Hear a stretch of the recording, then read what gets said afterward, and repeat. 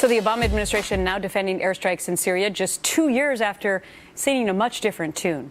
Remember, Democrats attacking Mitt Romney on the campaign trail, mocking the GOP presidential nominee for criticizing the early withdrawal of troops from Iraq, and criticizing his support for using force in Syria.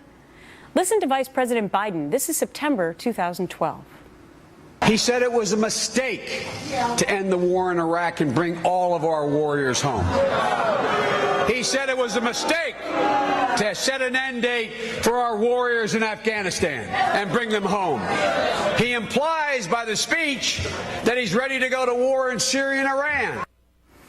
Time to bring in Chris Plante, syndicated radio talk show host, and Leslie Marshall, Fox News contributor and syndicated radio talk show host.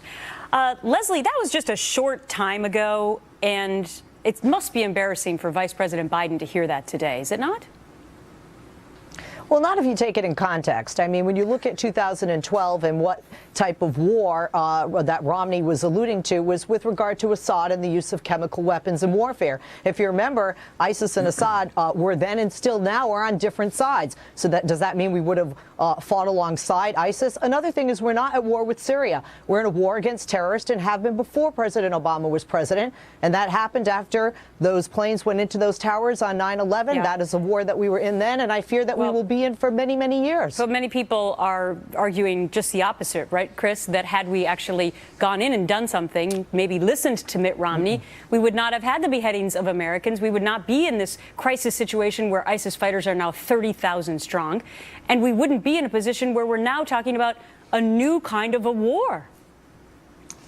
A new war that we are now being told will go on for years and years without any ground forces until long after President Obama is gone. We're not at war against Syria. President Obama drew a red line on Syria and said that the use of chemical weapons was a red line for him.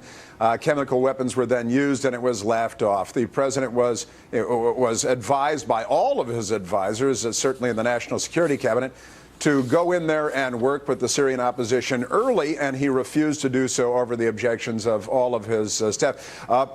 Vice President Biden, you mentioned, should he be embarrassed now? I don't think Joe Biden is embarrassable. You know, when it comes to foreign policy, he's kind of a sock puppet, and he's never been right about anything. Well, that's what Secretary Gates said in his book.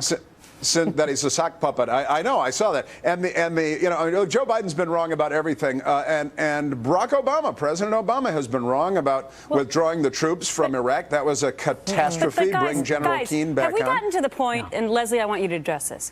Have we gotten to the point where politics just trump everything by such a far degree that because this is a president who's so against war and campaigned on it twice, and effectively became the non-war president, that even if this country was in danger, we just heard Catherine Herridge say that he's known about Khorasan, which we just learned about a week ago, and he's known about ISIS since January. Has politics trumped reality about taking on whatever it takes to keep Americans safe? Yes. No, absolutely not. And no, Chris, my turn. No.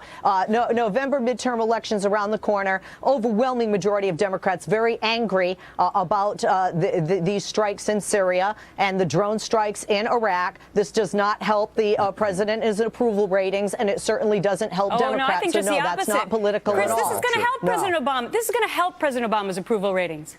Look, the president and the White House found themselves in trouble. They found themselves in trouble on national security across the board, terrorism, national security more generally. In the polls, the president polled, and this is sadly where we are right now, they polled that it would be okay to conduct airstrikes, but not okay to put ground troops in. Now, interesting. The president and the White House went along with what the polls were telling them to do because, quite honestly, unfortunately, I think this is almost entirely about the midterm elections and the Democrats' desperate effort to hold on to control of the Senate. Well, guess what, guys? We've got like 30-some days, maybe 40, to keep discussing this before the midterm elections, and no doubt it's going to be top of mind for the next couple of weeks. Guys, I got to wrap it there. Thank you. Thanks, Gretchen.